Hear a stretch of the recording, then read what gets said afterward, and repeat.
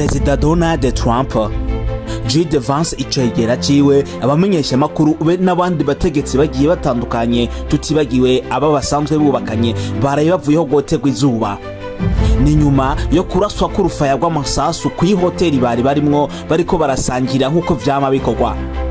Ibi byakozwe nande ho byakozwe kubera iki kuki Donald Trump ariko ageragezwa kwicwa muri uno mwaka inshuro nyinshi cyane.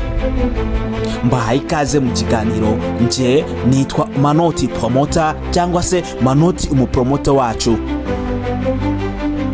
Ndagusuhuje nongera nguha ikaze mu kiganiro. Ibi byarayibaye mu ijoro ryashize mu hoteli bita Hilton Hotel, hariko hasangiriye abategetsi bagiye batandukanye harimwo Prezida Donald Trump icegera ciwe J.D. Vance, hakaba harimwo abakenyezi babo, ukongera ko n'abandi bategetsi bagiye batandukanye. Bino iyo biriko bikorwa bahamagara n'abamenyesha makuru bagiye batandukanye kugira ngo bashobore kubifata baze no kubitangaza mu nkuru. Abo bantu bose bumvise ndondaguye, bose baraye bahatswe kwica bicirwa mu nzu imwe muri iyi hoteli ya Hilton Hotel.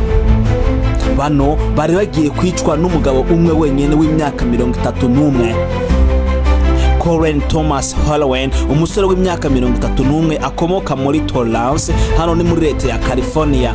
Uno musore yaje muri no nyubakwa aje nk'umushitsi aho yarahamaze iminsi 2 yose. Yarabizi neza ko ariho bino birori bizobera.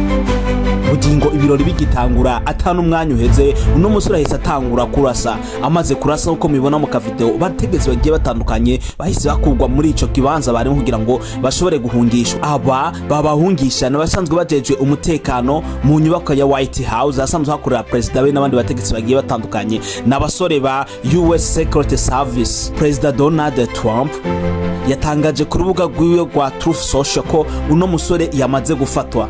Uno musore amaze gufatwa ntawuzi ngo mbe uno musore yajanywe hehe. Benshi bakeka ko uno musore ashobora kuba yanagandaguwe.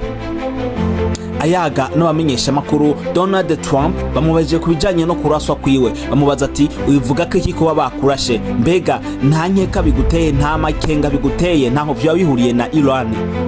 Prezida Donald Trump yamiriye kure avuga ko uwamurashe ari umusazi agwaye ubwaye bwo mu mutwe, ntaho bihuriye na Iran.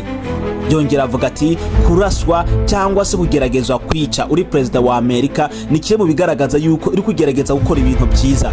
Hano yaciye atanga akaroro kuri Abraham Lincoln, hano yaciye atanga akaroro kuri Prezida Abraham Lincoln nawe yigeze kwicwa arashwe. Yongera ati nje ntewe ishemwa no kuba bagerageje kundasha, nibigaragaza yuko ndiko nkora neza.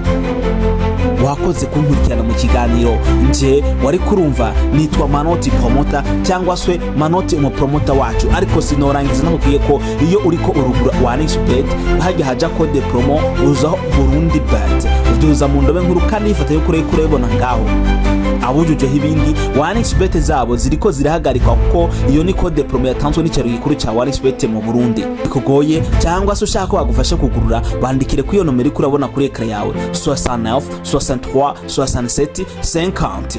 ngo haye ikaze mu kiganiro cy'utaha. Ugira amanota n'amanoti, hasta la vista.